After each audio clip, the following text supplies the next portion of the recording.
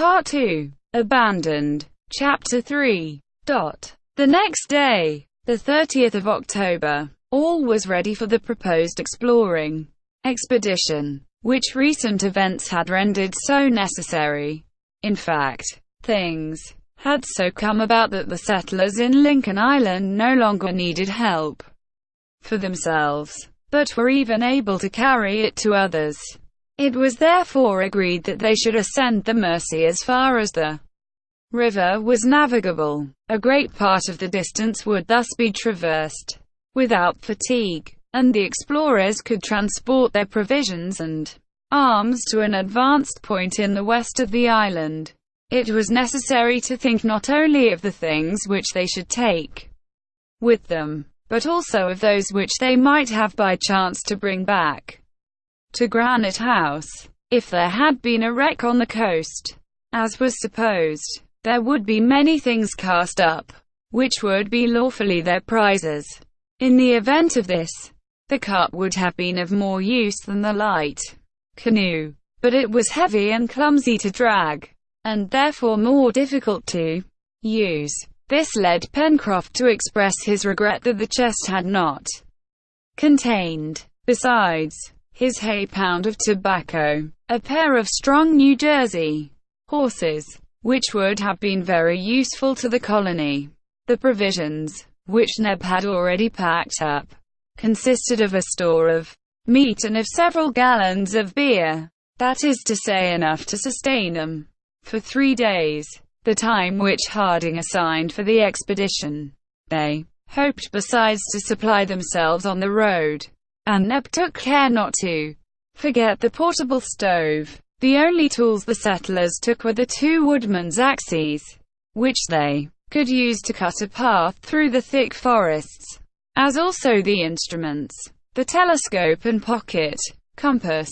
For weapons they selected the 2 flint-lock guns, which were likely to be more useful to them than the percussion fowling pieces, the first only requiring flints which could be easily replaced, and the latter needing fulminating caps, a frequent use of which would soon exhaust their limited stock. However, they took also one of the carbines and some cartridges, as to the powder, of which there was about 50 pounds in the barrel.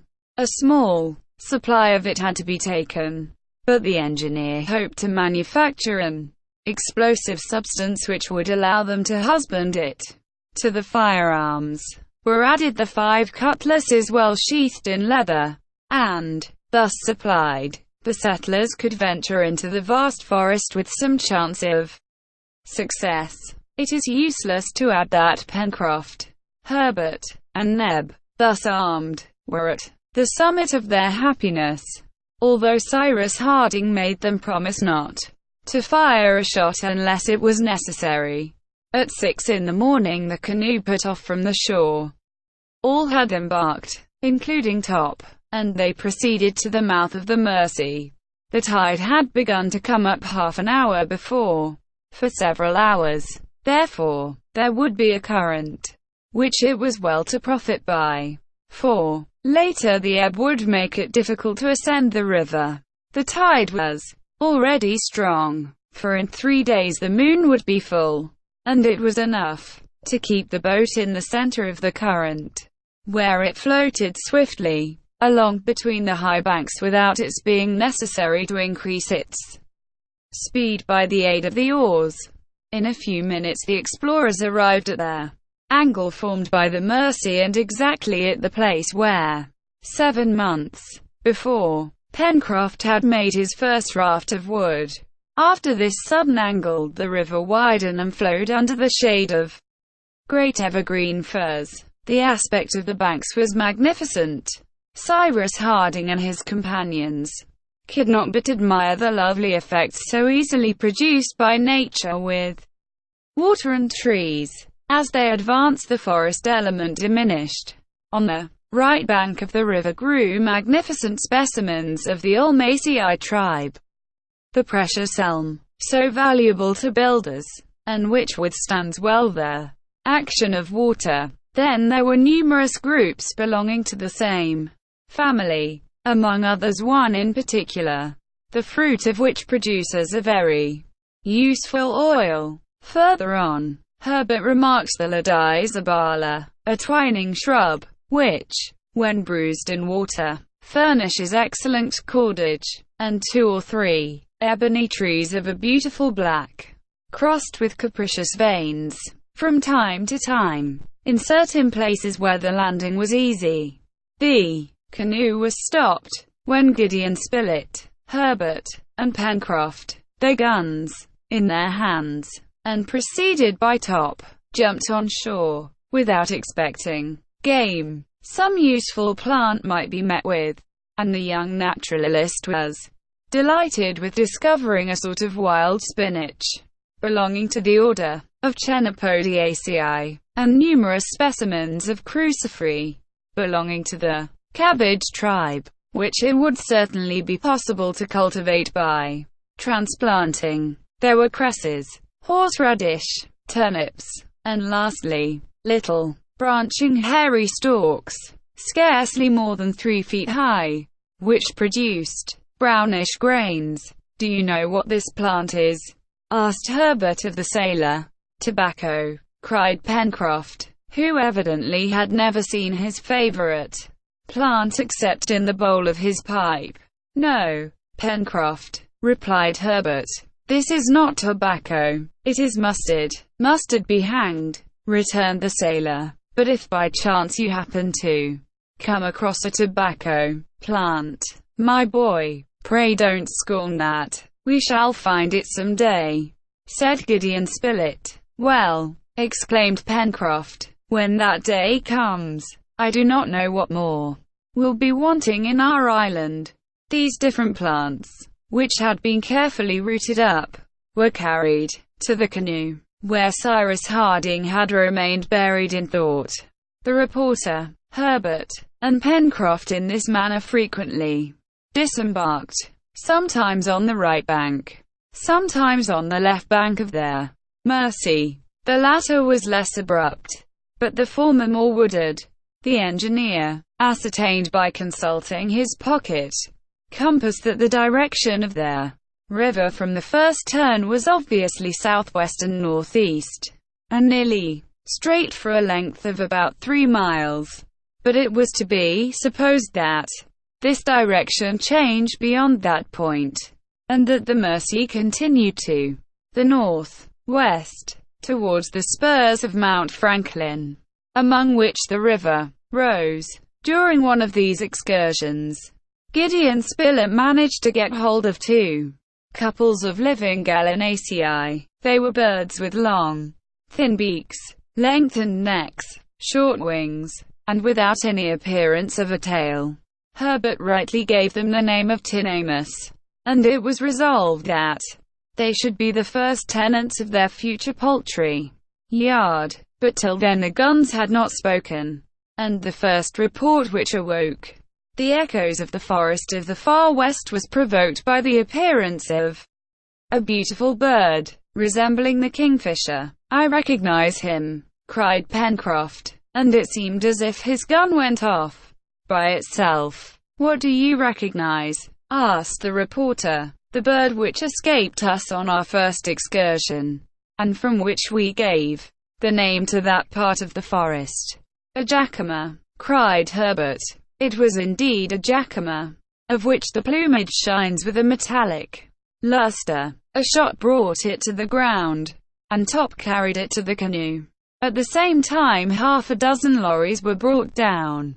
The lorries of their size of a pigeon, the plumage dashed with green, part of the wings crimson, and its crest bordered with white.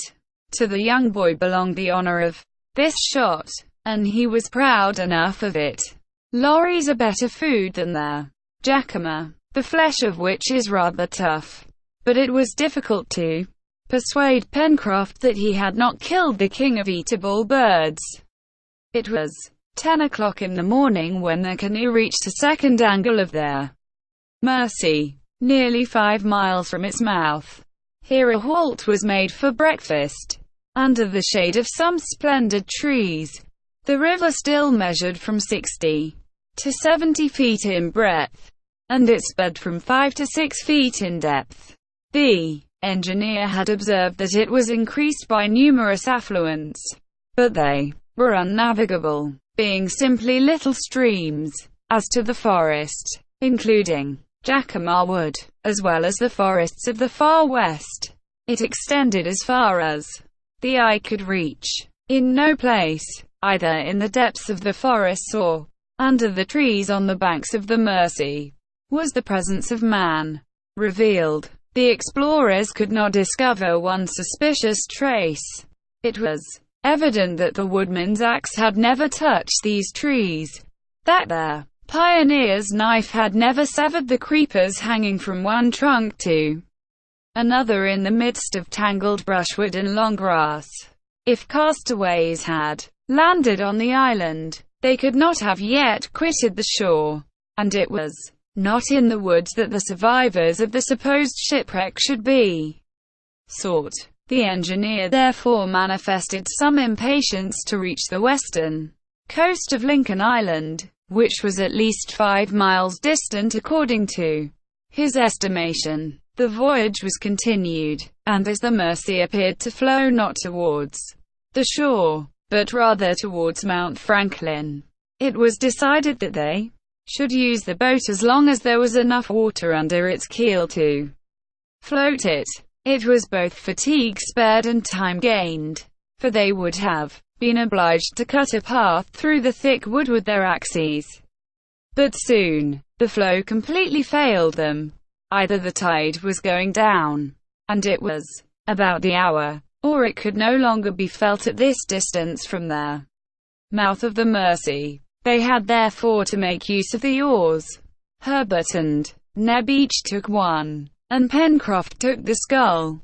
The forest soon became less dense. The trees grew further apart and often quite isolated, but the further they were from each other the more magnificent they appeared, profiting, as they did, by the free, pure air which circulated around them. What splendid specimens of the flora of this latitude! Certainly their presence would have been enough for a botanist to name without hesitation the parallel which traversed Lincoln Island. Eucalypti, cried Herbert. They were, in fact, those splendid trees, the giants of the extratropical zone, the congeners of the Australian and New Zealand eucalyptus, both situated under the same latitude as Lincoln Island. Some rose to a height of 200 feet. Their trunks at the base measured 20 feet in circumference, and their bark was covered by a network of farrows, containing a red, sweet-smelling gum. Nothing is more wonderful or more singular than those enormous specimens of the order of the Myrtaceae, with their leaves placed vertically and not horizontally, so that an edge and not a surface looks upwards, the effect being that the sun's rays penetrate more freely among the trees. The ground at the foot of the eucalypti was carpeted with grass, and from the bushes escaped flights of little birds, which glittered in the sunlight, like winged rubies. "These are something like trees," cried Neb. "But are they good for anything?" "Pooh," replied Pencroft. "Of course there are vegetable giants as well as human giants, and they are no good, except to show themselves at fairs." "I think that you are mistaken, Pencroft," replied Gideon Spilett, "and that the wood of the eucalyptus has begun to be very advantageously employed in cabinet making. And I may add," said Herbert, "that the eucalyptus belongs to a family which comprises many useful members. The guava tree, from whose fruit guava jelly is made; the clove tree, which produces the spice; the pomegranate tree, which bears pomegranates; the Eugeacia cauliflora, the fruit of which is used in making a tolerable wine; the agouti myrtle, which contains an excellent alcoholic liquor; the Coryphalis myrtle, of which the bark forms an esteemed cinnamon; the Eugenia pimenta, from whence comes Jamaica. Pepper, the common myrtle, from whose buds and berries spice is sometimes made. The Eucalyptus mannifera, which yields a sweet sort of manna. The Guinea eucalyptus, the sap of which is transformed into beer by fermentation. In short, all those trees known under the name of gum trees, or iron bark trees in Australia, belong to this family of the Myrtaceae, which contains 46 genera and 1,300 species. The lad was allowed to run on, and he delivered his little botanical lecture with great animation. Cyrus Harding listened smiling, and Pencroft, with an indescribable feeling of pride. "Very good, Herbert," replied Pencroft, "but I could swear that all those useful specimens you have just told us about are none of them giants like these." "That is true, Pencroft. That supports what I said," returned the sailor, "namely, that these giants are good for nothing." "There you are wrong, Pencroft," said the engineer. "These gigantic eucalypti, which shelter us, are good for something. And what is that? To render the countries which they inhabit healthy. Do you know what they are called in Australia and New Zealand?" "No, Captain. They are called fever trees." Single quote. "Because they give fevers." "No, because they prevent them." "Good. I must note that," said the reporter. "Note it then, my dear Spilett, for it appears proved that the presence of the eucalyptus is enough to neutralize miasmas. This natural antidote has been tried in certain countries in the middle of Europe and the north of Africa, where the soil was absolutely unhealthy, and the sanitary condition of the inhabitants has been gradually ameliorated. No more intermittent fevers prevail in the regions now covered with forests of their Myrtaceae. This fact is now beyond doubt, and it is a happy circumstance for us settlers in Lincoln Island." "Ah, what an island! What a blessed island!" cried Pencroft. "I tell you, it wants nothing, unless it is. That will come, Pencroft. That will be found," replied the engineer. "But now we must continue our voyage and push on as far as the river will carry our boat." The exploration was therefore continued for another 2 miles in the midst of country covered with eucalypti, which predominated in the woods of this portion of the island. The space which they occupied extended as far as the eye could reach on each side of the Mersey, which wound along between high green banks. The bed was often obstructed by long weeds, and even by pointed rocks, which rendered the navigation very difficult. The action of the oars was prevented, and Pencroft was obliged to push with a pole. They found also that the water was becoming shallower and shallower, and that the canoe must soon stop. The sun was already sinking towards the horizon, and the trees threw long shadows on the ground. Cyrus Harding, seeing that he could not hope to reach the western coast of the island in one journey, resolved to camp at the place where any further navigation was prevented by want of water. He calculated that they were still 5 or 6 miles from the coast, and this distance was too great for them to attempt during their night in the midst of unknown woods. The boat was pushed on through the forest, which gradually became thicker again, and appeared also to have more inhabitants. For if the eyes of their sailor did not deceive him, he thought he saw bands of monkeys springing among the trees. Sometimes even 2 or 3 of these animals stopped at a little distance from the canoe and gazed at the settlers without manifesting any terror, as if seeing men for the first time. They had not yet learned to fear them. It would have been easy to bring down one of these quadrumani with a gunshot, and Pencroft was greatly tempted to fire. But Harding opposed so useless a massacre. This was prudent, for the monkeys, or apes rather, appearing to be very powerful and extremely active. It was useless to provoke an unnecessary aggression, and their creatures might, ignorant of the power of the explorers' firearms, have attacked them. It is true that the sailor considered the monkeys from a purely alimentary point of view, for those animals which are herbivorous make very excellent game, but since they had an abundant supply of provisions, it was a pity to waste their ammunition. Towards 4 o'clock, the navigation of the Mersey became exceedingly difficult, for its course was obstructed by aquatic plants and rocks. The banks rose higher and higher, and already they were approaching the spurs of Mount Franklin. The source could not be far off, since it was fed by their water from the southern slopes of the mountain.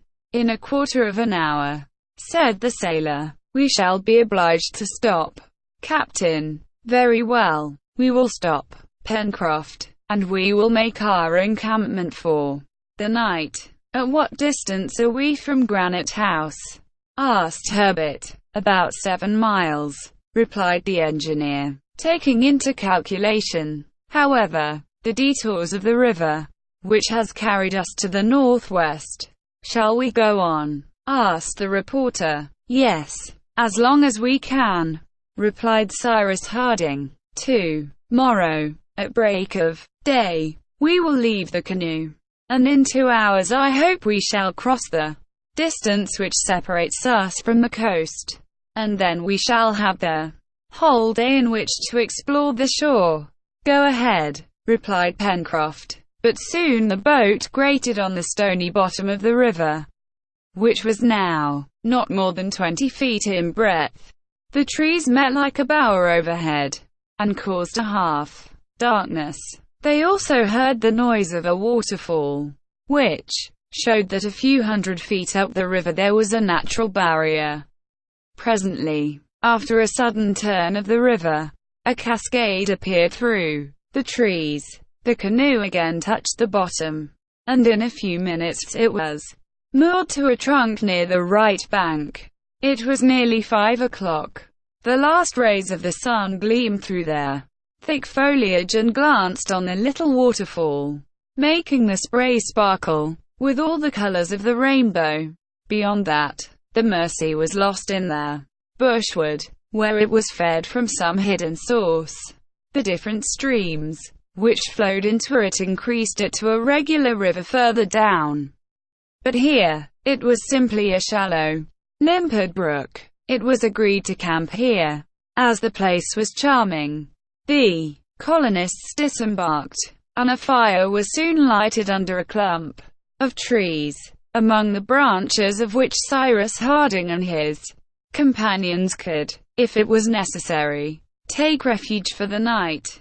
Supper was quickly devoured, for they were very hungry, and then there was only sleeping to think of.